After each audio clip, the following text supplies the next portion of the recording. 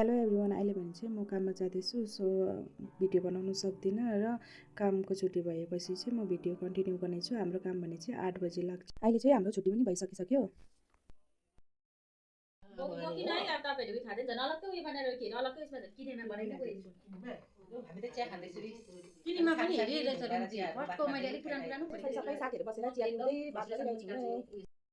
अहिले भने चाहिँ म कामबाट फर्किसकेको छु, घर आउँदैछु नि त।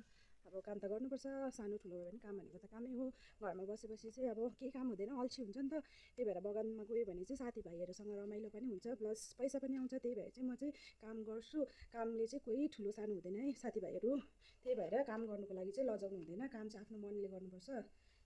त्यसै भन्दै म चाहिँ घर पनि आइपुगिसकेको छु। घर आइपुगिसकेँ। अब घरमा पनि त कामहरू गर्नुपर्छ, कामबाट आएर अब हात खुट्टाहरू धुनुपर्छ। त्यही भन्दै so see you in next video.